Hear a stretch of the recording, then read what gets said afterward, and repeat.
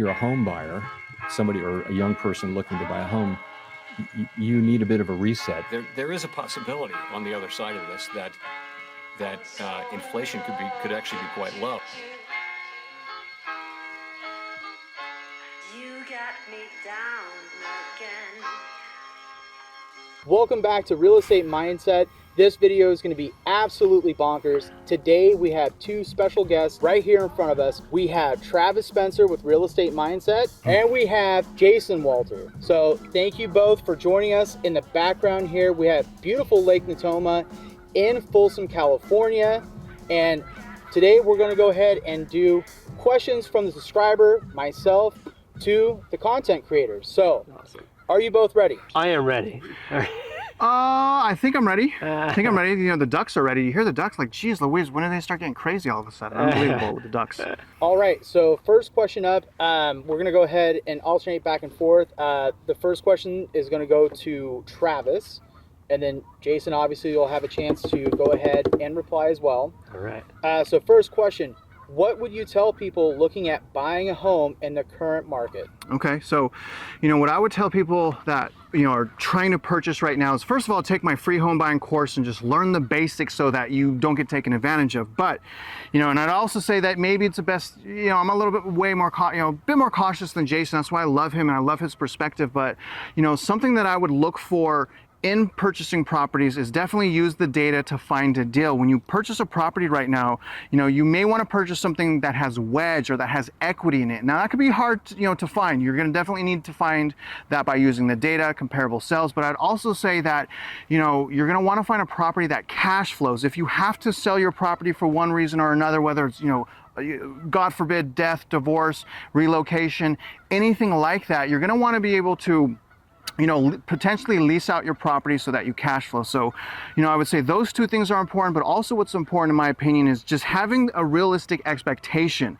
The whole concept of like huge equity increases right now is just not really practical, especially while the quantitative tightening is going on. So, you know, overall, I would just say treat this transaction like it's deserved to be treated, the biggest financial transaction of your life. So definitely do those things. And also you're going to want to work with an exceptional realtor that treats you well. And I would say, you know, those are the primary things. Oh my God, there's a spider right there. Those are the primary things. There's, see it right there. Those are the primary things I'd say that It's you would, actually an ant. Oh my God, that's the biggest ant I've ever seen. But you know, I would just say, you know, pace yourself. Don't let fear of missing out. Don't let emotions, you know, dictate what you're going to do next. Yeah, it's great advice. My advice would be to add to that is to be patient. I kind of worry about people who just might rush to make a decision based on things they may feel may happen, or like, I need to buy a house right now. You know, you're making your biggest, you know, financial decision of your entire life. You might want to make sure it's actually like a good one. You do your homework regarding the area you're looking to buy. Just like Travis says, you know, look at the data, what's going on in the market you're looking to buy, because every real estate market's different. So I definitely would say practice patience, which can also be really challenging given the, in most areas, you know, lack of inventory compared to, you know, pre-COVID levels. But yeah, be patient, find the right property, don't get wound up in other people's offers. So for example, if there's another offer on the property, just stay within your lane. And don't worry if someone wants to overpay for a house you're interested in as well. But yeah, you know, link up with a great real estate agent who's going to, you know, work for you in your best interest as well. But yeah, be patient because it's a challenging market, potentially some bumps ahead as well. And so I would just say, you know, be patient and, you know, wait until you find a great property you really want to live in for the long term. Have long-term time horizons of 7 to 10 plus years. Have an emergency fund set up even after you buy the house. Yeah. So yeah, all those things would be what I would recommend for people. Okay, thank you both. So moving on to question number 2, Travis, we'll go ahead and have you take this one first. What are your thoughts or predictions for 2024? Side note, Travis's predictions for 2023 lost him a $1 bet to yours truly. So we'll go ahead and take what Travis says and analyze it thoroughly. Travis, Yeah. go ahead, please. Okay, well, first of all, thank you for slamming me first. Really can gather my thoughts there. But, I suspect 2024. Now, here's the wild card with 2024 presidential election. I think that 2024 is going to remain a toxic housing market. I personally believe housing prices are going to continue to go down. And I think really what's important to understand about 2024 is what is the government going to do next? If the government does nothing in 2024, like we hope so, and rates stay, elevated, I think that, the more and more time that goes on, the more and more the market will turn into a buyer's market. At least that's what I'm seeing. More inventory. Hopefully we hit 1 million active units this year. Hopefully median sales price continues to go down for new construction. But I suspect, for the right people that are doing the right type of research, I think that it's gonna be easier to find a deal of a dreams, a great deal. Now, obviously, I think, again, going into 2025, it'll be even easier, but I think that it starts to really fall apart in 2024. 2024 is going to be a year that is, in my opinion, is going to give us a lot of indication on what happens next in the housing market, especially being that it is an election year. That's great. My predictions for next year. I think that the biggest challenge that I talk about on my channel is lack of housing affordability. We have basically all-time record lows, the lowest levels of affordability we've ever had, and so that's really going to put downward pressure on demand, of course, right? So I will first say that I'm a big proponent of seeing people being able to buy houses that are more affordable. I'm really a big advocate of that because I realized I bought a house 10 years ago. It was lucky because I reaped the rewards of all those equity gains the last 10 years, and I realized there's a lot of people out there looking for a housing market crash. They want to see home prices fall big time. So I recognize that, and I feel for you guys looking to buy a house, because I know it's extremely challenging seeing prices going up, and now we have rates going on top of that, and we're not seeing the giant crash in prices. So I just want to kind of preface that because I know a lot of people want a crash because they want to buy a house. So my predictions, long story short, is that I think that we're going to continue to see this issue with people who have rates locked in at 2.5, 3%, 3.5%, 4%, way below the current rates we have right now. And of course, that would de-incentivize people to list their houses for sale if they don't have to, right? If we start to see unemployment surge and skyrocket, we already know that we have all-time record highs for people who have credit card balances on a national level, and so we have these kind of cracks in our market, and of course cracks in our foundation of basically just we as Americans here.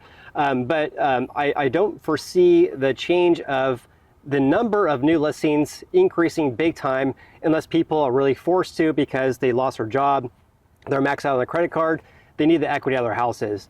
So I would imagine that if that does happen, if unemployment surges, of course we'll see a huge increase in the number of new listings. If that does not happen though, it'll continue to put downward pressure on new listings and therefore inventory as well. So that's kind of my prediction. It really depends on, in my opinion, the direction of our labor market, rates, and inventory levels. So inventory, if it goes up, we all talk about how inventory peaked much later this year. I mean, it peaked in November, which is basically unheard of. And so, yeah, it really depends on those three main factors there: unemployment, new listings, and inventory levels. And I also will preface this by saying I am not a real estate market fortune teller. Time will tell what will happen. And there's so many factors that impact our housing market that make it very, very challenging to predict what will happen next. So if you guys are looking to buy a house, just have that in mind, as well as have long-term time horizons as well. Wow, I like Jason's answers a lot better than Travis's. Oh man. For that one. Moving on to the next. It's the last time I'll get invited to your. No, you're good, bro. So question number 3. Realtor.com put out an article a few days ago talking about their predictions for 2024. In this, I've cherry-picked some of the data, and I just want the both of you to reflect on what I say and just let us know if you agree or disagree, and 1 or 2 sentences about why you agree or disagree. So, awesome. The first data point that I'm going to highlight is they are stating a negative 0.2% decrease in rent value. Travis? Okay, so, well, first of all, props to Jason. I completely didn't talk about the labor market, so he shamed me there. I didn't talk about the delinquency and consumer debt, which are both major things. But as far as their projection, as far as negative rent decline, I definitely believe that 2024 is going to be one of the first years where we actually have deflationary pressure in the rental market. And the reason I'm saying that is actually twofold. The first primary reason is an abundance, really record-breaking amount of new construction going on for apartments. That's one of the things that really kind of, blew my mind traveling the country. But not only that, remember the lock-in effect. I think that we're going to have an abundance of, and you better not take my answers, Jason.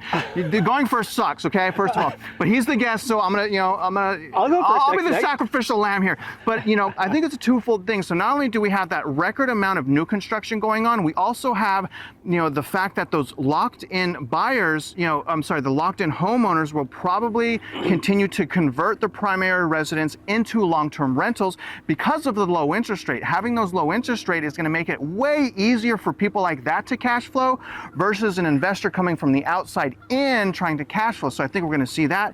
And then also I think we're going to see a little bit of the conversion from offices to rental. So in other words, and again, remember this, guys, it depends greatly on the state, on the metro area, on the subdivision, these types of things, the labor market, delinquencies. But overall, I think this is going to be one of the first years where we see that rental decline, but I don't think that it's going to be 0.2.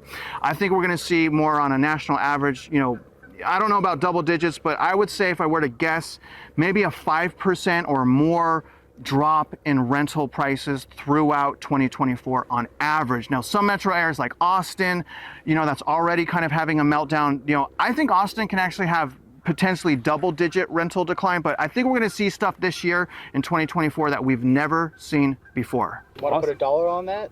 No. You guys are funny. So I also, Travis, kind of hit the nail on the head there regarding construction numbers. You look at the U.S. Census Bureau regarding construction of buildings at least 5 units or more or less apartment buildings. You were at basically all-time record highs. I think last month it decreased slightly, but very close to the all-time record high we've had going back to the 1970s. So of course we should provide a disclaimer, just like you mentioned, that every market's different, but we're talking about national trends.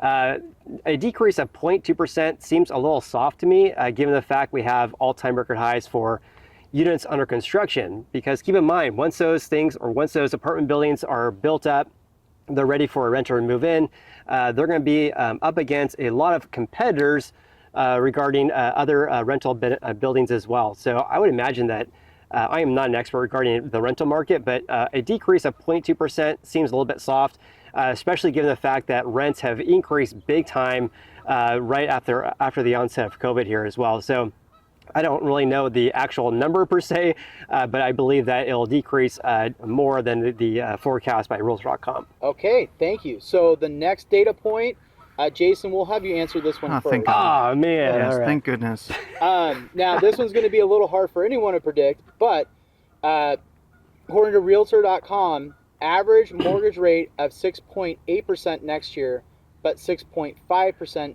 by the year's end. Yeah, that's so hard to peg down. It's been wild because we had the 8% rates we had about, a month and a half ago at 8.03%. And then now it's at around 7.1-ish. So rates have decreased big time past 1 month and a half. And that was just after a few reports showing that inflation came in lower than expected. Some other reports saying that the labor market is showing some early signs of cracks, but nearly not faltering big time. But yeah, regarding their forecast of 6.8% for the entire year on average, that's wild. Yeah, I'm not too sure about that. It's hard to know because, in my personal opinion, actually just thinking about this morning, the next move by the Fed should be a pivot in which they decrease the federal funds rate, right? In my opinion, I think there's a lot of media around this, and I don't think they're going to pivot. Or they do pivot, it'd be kind of mid-year, but I would not expect to see huge decreases in rates for the remainder of the year because as Fed Chair Jerome Powell stated multiple times here, they want to keep the federal funds rate elevated for an extended period of time. And so in doing so, I'm mentioning that because if the Fed only decreases rates, let's just say one time next year, or let's just say 2 times, 1 or 2 times, that will still keep rates fairly high for mortgage rates. And right now they're at 7.1%. So yeah, I honestly have no idea where we'll end up by year end or what the average will be next year. But I will say that I anticipate we'll be at an elevated rate for the entire year, because what the Fed does not want to happen, they don't want to see the decrease in rates cause a lot of people to flock to buy houses and therefore increase prices and therefore causing this inflation issue once again. They're not going to let that happen. So I think they're going to be very cautious and also take a data-driven approach regarding what their next move is going to be. You know, this is something I've thought a lot about, and really it depends on the shape of the economy. If if we have a horrible unhinged unemployment crisis, they may drop rates 200, 300 basis points. But if we don't have any substantial economic crisis, I think that definitely interest rates will be elevated. In fact, I suspect that we will stay in the 7%, actually over that. And another reason why I think that is, number one, the reverse repo market, or the liquidity in the economy, is being drained super fast. And not only that, the Treasury general account is also being drained. And the reason why I think that's important is, if the Fed or the Treasury start selling 10-year Treasuries, obviously the 10-year is going to go up, which will kick mortgage interest rates up. Now, I believe, before all is said and done, at least I hope that we will be at a mortgage interest rate, probably, as long as we stay in the 5%, high 5%, I think we'll be okay. But honestly, guys, I think 2024, I think we're going to start out, again, interest rates elevated, 7%. If the reverse repo market runs out and there's still no economic pain, I think the interest rates, again, beginning of the year, Q1 2024, into the 7s, maybe touching 8%. But again, if we have a significant economic meltdown and they have no choice but to cut 200-300 basis points, then it's possible that we actually end the lower than what they're projecting. So I'm going to say, if something does happen, we'll end the year maybe high 5%, low 6%, but I definitely believe we're going to start the year elevated, in fact, over 6.8%. Again, we have so many things going on. I know the market's really excited about inflation being tampered down and things like that. But the Federal Reserve, I don't think, is going to cut interest rates anything significantly, again, unless we have something bad happen. But even if they do cut interest rates, if there's no economic pain, all the Treasury has to do is just sell 10-year Treasuries. And if they sell the 10-year Treasuries, again, kicks up mortgage rates, because I believe that they're smart enough to know that, hey, the PE ratio is out of whack. So if the PE ratio is out of whack and they don't want corporations to go out of business, again, keep that 10-year elevated. At least that's what I hope. That's what I think is going to happen. Okay, thank you for that. So next data point. You're welcome, Johnny. Next data point, everyone's favorite metric, existing home price appreciation. According to the article, negative 1.7%, meaning that appreciation will go down, home prices will be going down. Travis, we'll start with your answer first. Okay, so again, we're talking about existing. New construction's already down this year, actually year over year, 17.6%. That's median. Now, again, we're talking about national average. This is going to depend on the metro, and even more specifically, it's going to depend on the subdivision, how distressed, how many short sales, how many foreclosures. But the fact that, foreclosures are pretty low, labor market's still tight. I still look at the PE ratio, guys. I still look at the fact that there was so much fear of missing out. I think that's super light. I suspect, again, on a nationwide average, I'm going to say -7. I'm going to say nationwide average, -7. I know that's a little bit maybe aggressive, but I suspect, again, that the house of cards is falling apart. I think, Jason hit the nail on the head. It's really going to depend. The depreciation or deflation is going to depend on labor market and consumer defaults. If we have the consumer defaults and consumer delinquencies and we have the unemployment, honestly, guys, I'll give a range 7 to 15%. Again, if those things happen. Now, if those things don't happen, I still think, as long as we remain elevated, interest rates high, unaffordability high, I still think we're going to be minimum 5% drop. Hard to say that, again, because we have a Federal Reserve that is just quick to bail people out. And that's the thing I don't know. So, again, as long as they stay consistent with not bailing out the banks and financial institutions, I think naturally in the quantitative tightening situation we're in, naturally home prices are going to go down. I think that's really going to spiral even further in 2025. But again, the other thing is the commercial real estate meltdown. That gets worse in 2024 and even worse in 2025. And the more in distress that these commercial, developers or, any commercial real estate, the worse that the banks are in or the companies are in, the more that there will be layoffs, right? So if they go into being forced to refinance, the profits are cut. Meanwhile, the minimum wage is up. Obviously, naturally, these companies are going to do layoffs. So I really think that, again, we got to look at, consumer delinquency. We got to look at unemployment, and we really got to pay attention to the meltdown in commercial financing. And I really think that's going to really track with the home prices. But again, you guys, naturally, looking at the PE ratio, looking at the payment to income ratio, I think we're headed to deflation. No doubt in my mind. Again, if we don't, the bubble will get bigger, quite frankly. And I really hope that doesn't happen, because there's going to be an eventual period of time where it starts to balance out, whether we get 62% more increase in wages or home prices drop. But I definitely think that next year, 7 to 15% drop. And I would lean more towards the 15% on a nationwide average. $1? No. That's good. Yeah, it's really hard. It's hard Well to peg. played. What's that? I said, well played, sir. No, I'm just kidding. So yeah, it's really hard to peg down like an actual number. Realtor.com is 1.6 down for next year. And so I think I kind of go back to the balance between supply and demand. So we all know that demand is down because we have a big lack of housing affordability. There's also national level inventory down for existing houses. And so I think that the direction or that balance between demand and supply is going to be impacted by the labor market and also rates as well. So if rates were to decrease big time, that's going to really fuel demand or get all these buyers on the sidelines. That's really going to cause like prices to go up again. I don't know if that's going to happen. I mean, if we have like a major cracks in the labor market, then of course demand will be subdued, of course, as well. But hard to peg like an exact number, and I generally don't really do that too much because it's so hard to know. But I respect you for giving your opinion regarding that. So yeah, I guess it depends on like the balance between supply and demand, and it's like really, I really have no idea. I have no clue about where we'll end up by the year end. But I think what I will say is that, in my opinion, that the direction of our market is going to be really telling once we get into the spring months.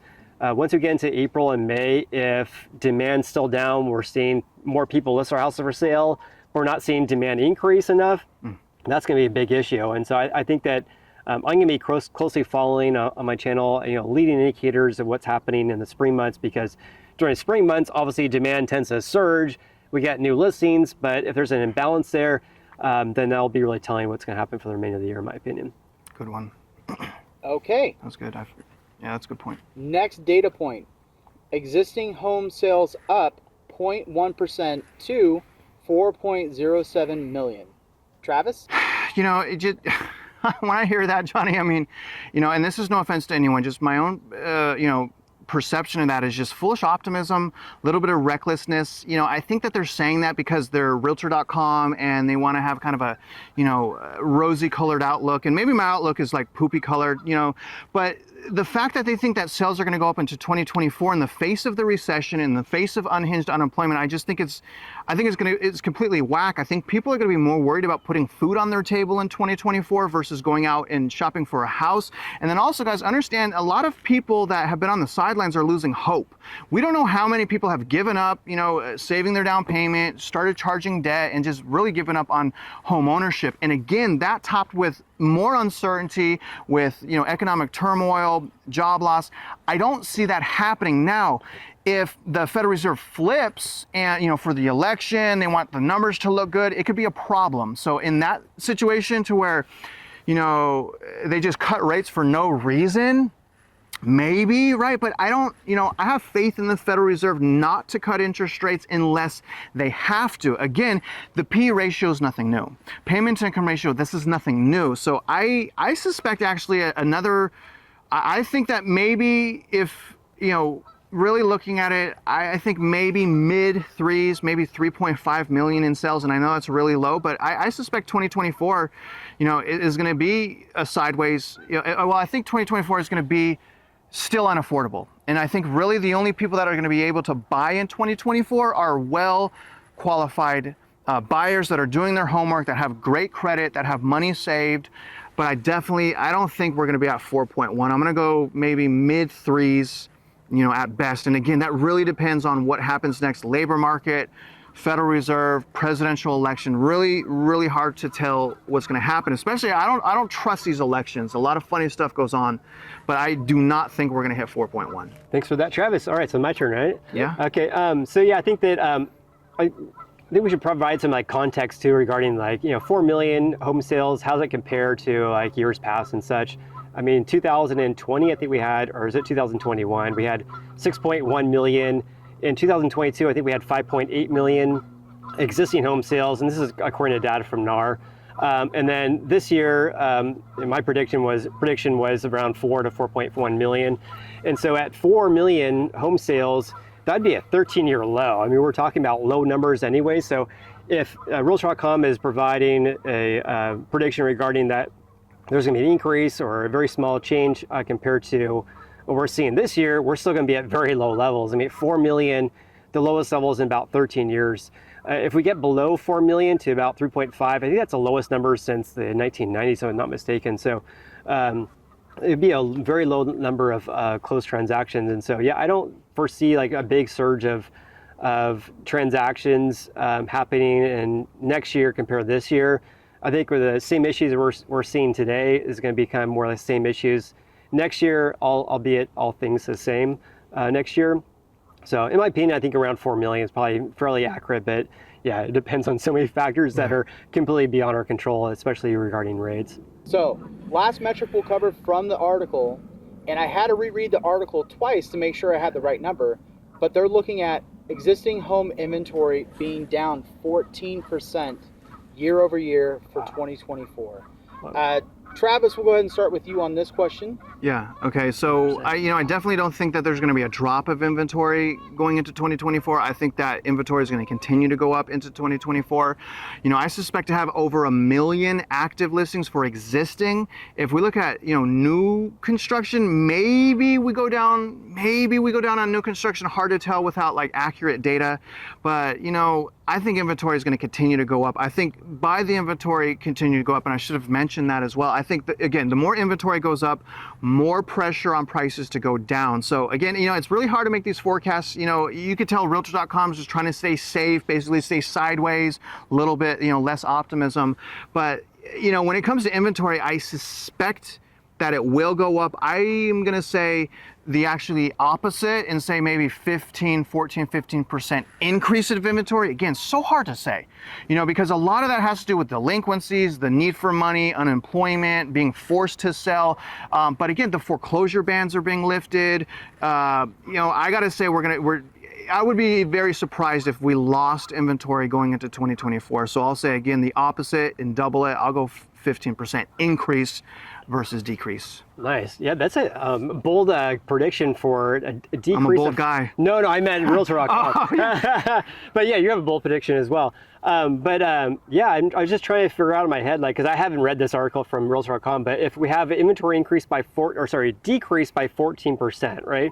That means that we would have fewer options for home buyers, which would imply you would assume that either demand is going up or new listings are going down, or both.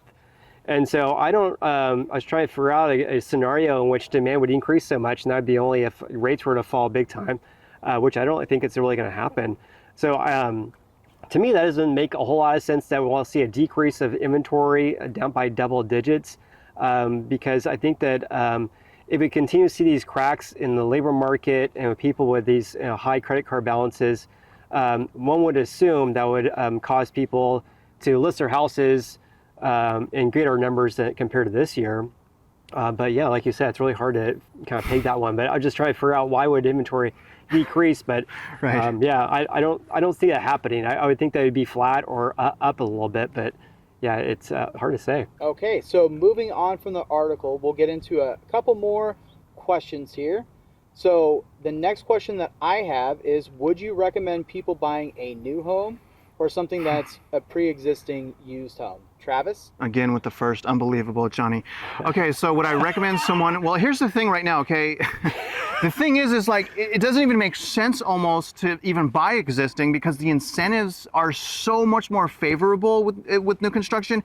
And then, you know, people talk about the interest rates. Oh, if the interest rates go down, you know, flood and buying demand, and I understand that, but that's not likely to happen in metro areas with, you know, heavy in new construction, because in those metro areas heavy in new construction, they already have low interest rates. Specifically in Texas. I know California is different, but in Texas, we already have 5% interest rates and inventory is still exploding. So, you know, the thing is, man, it's hard to justify, you know, buying an existing home versus new construction, especially if you're a first-time home buyer, because your difference in mortgage payment alone from say a 7% to a 5%, that could be $300-400.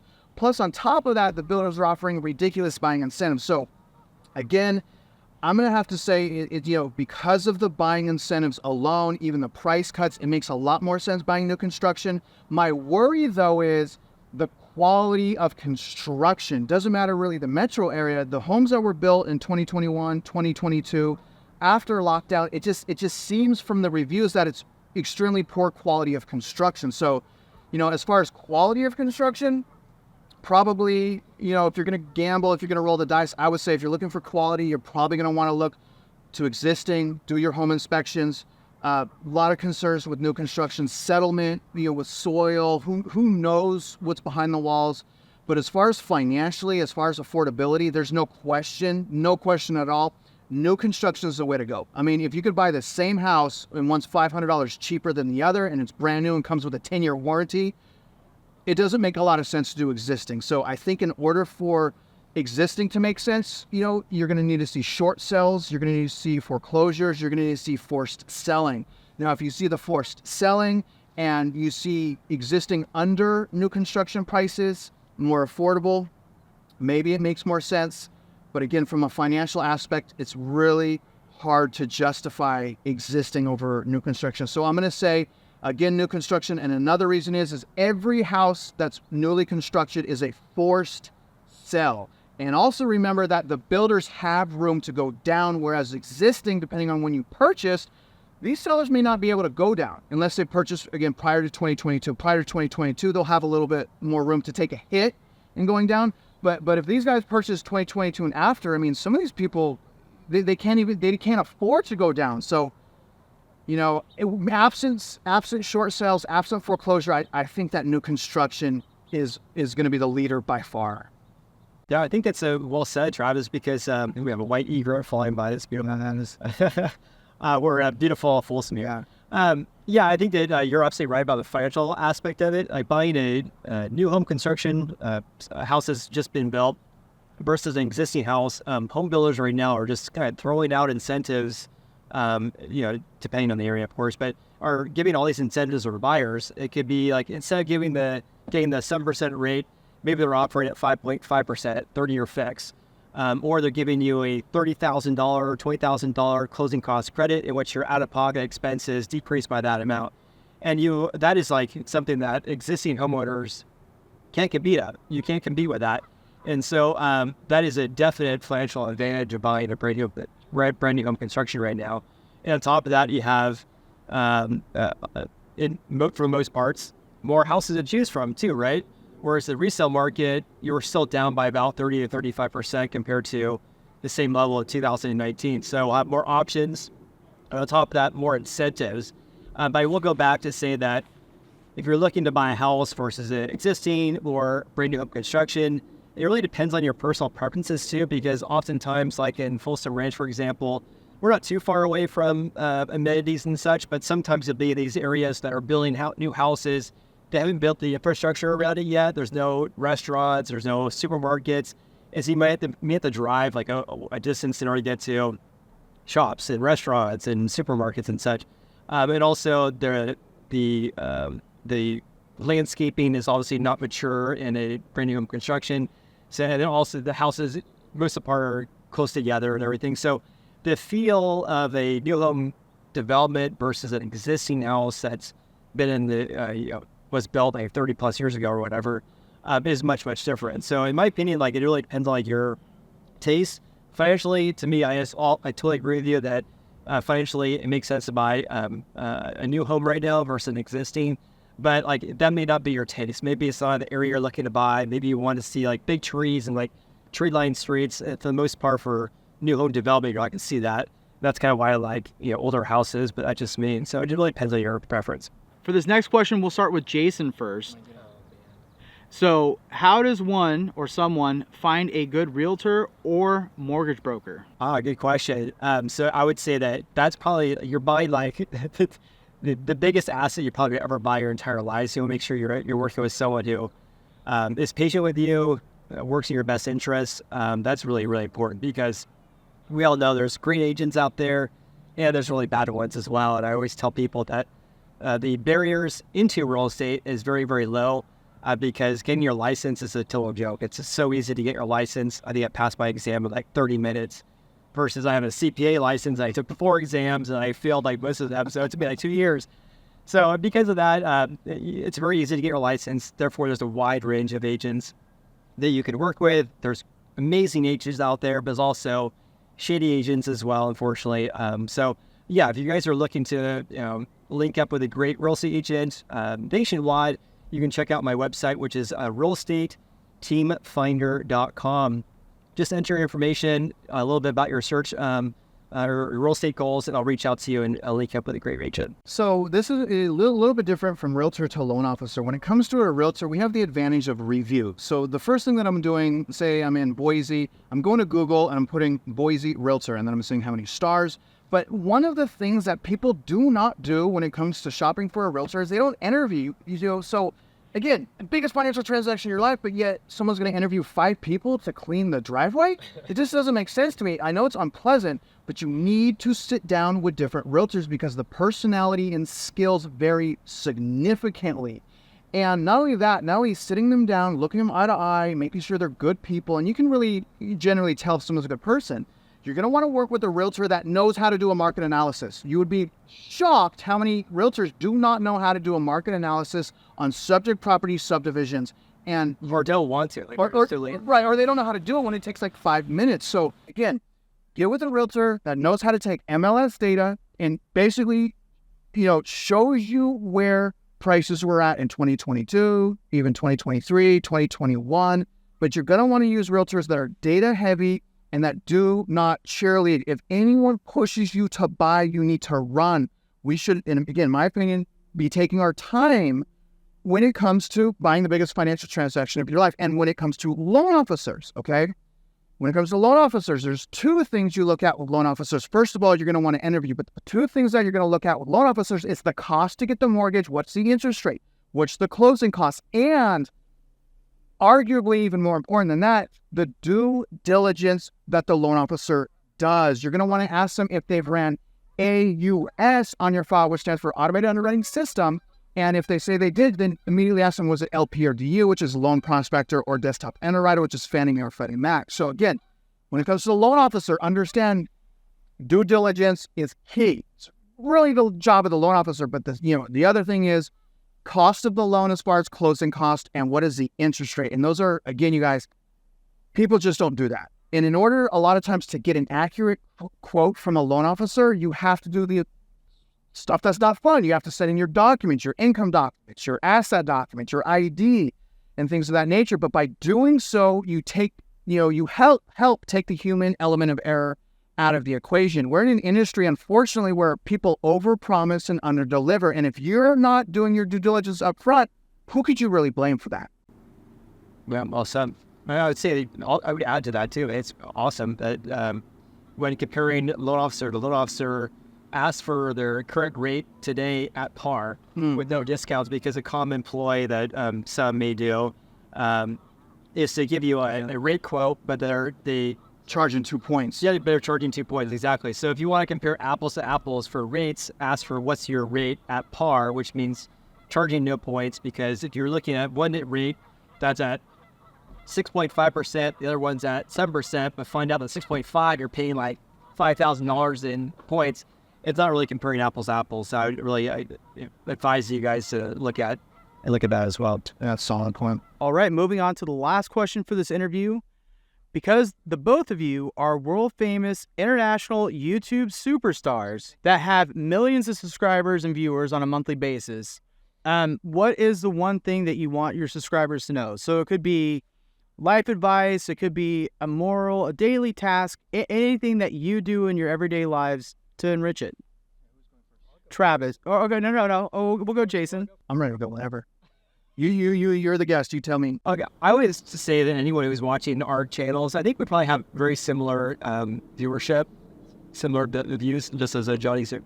But I would say that for anyone who's watching today's video and still watches today's video, I mean, I think that Travis and I super appreciate you. And I would say that anyone who subscribes to my videos, even if they don't even subscribe, they watch my videos, I just say I appreciate so much because my videos are 10 to 20 minutes long and we're all busy. So I just say I really appreciate you guys watching my videos, liking, subscribing, sharing it, commenting. That all helps to support the channel.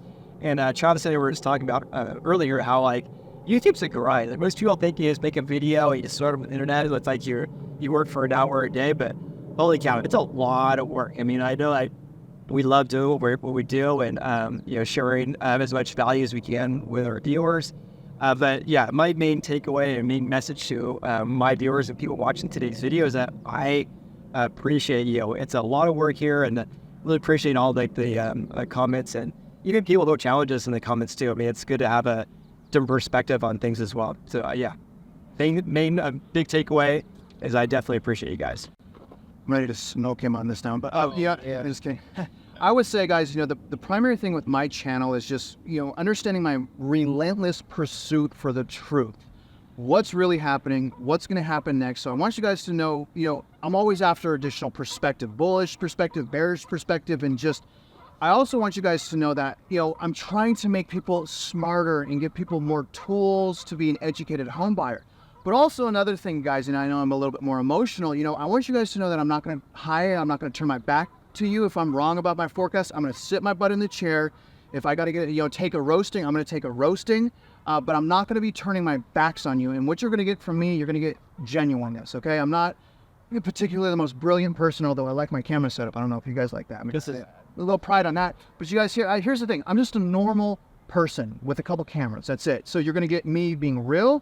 You're going to be me being genuine. I'm not going to be turning my back. I'm going to stay in the hot seat with each and every one of you. And I'm going to be transparent about my own journey to purchase a house. You guys know I'm renting right now, literally looking every single day for my primary residence. I hate renting, but you guys, I'm going to be in the grind with you. I'm going to be in the fire with you. And that's what you're going to get from me. And again, big shout out to Jason, big shout out to Johnny. I can't tell you how much it means to me, the support. It's burdensome. I'm not after clout. I find the clout really overwhelming. The pressure of that. I don't want the clout. I want to get in. I want to help people become smarter. I want to help people, get perspective. I don't want to be in a situation to where it's an echo chamber. I want us to continuously grow and enhance our belief. And again, you guys, I'm specifically saying there's still a tremendous amount of dust in the air. And again, you're going to get a cautious approach from me every single time. Even in the most hottest housing markets, I may be a lot more aggressive with what I'm saying, but you're always going to get, no pressure. Let's take our time. Let's use the data.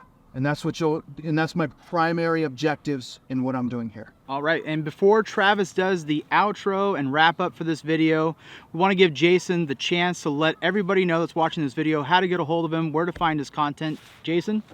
Yeah, thanks. I mean, it's an honor to finally meet you in person, Travis, and I really appreciate you reaching out. And I'm so cool. You're in my neck of the woods. Yeah. Right. So thanks for having me on your channel. I really appreciate it. Yeah, anyone who wants to learn more about what I do, it's kind of similar content to what Travis does, just kind of sharing data-driven approach regarding what's happening in our housing market. You can check me out on YouTube, believe it or not. Jason Walter, I think it's one. Anyways, just Google Jason Walter or housing market updates, Jason Walter, you'll see my YouTube channel. But that's the main place to find me, and I post frequent updates regarding the housing market. I post about one video per day regarding multiple different perspectives regarding what's happening in the market. So yeah, if you want to follow me out there, that'd be a good place to find me. All right, Travis, Take us home. All right, well, again, just wanted to give, man, a huge shout out to Johnny, huge shout out to Jason. And you guys know how to get a hold of me. Thank you for watching this. Don't forget, guys, like the video, subscribe if you haven't already. And Jason, you want to do the outro? If you're investing in real estate today, I wish you much luck and I hope you win. Is that what it is? It's like, anyways, if you guys are out there investing in real estate, we hope you win. Wait a minute. What is it again? I don't know If you're out there investing in real estate, we wish you luck and we hope you win.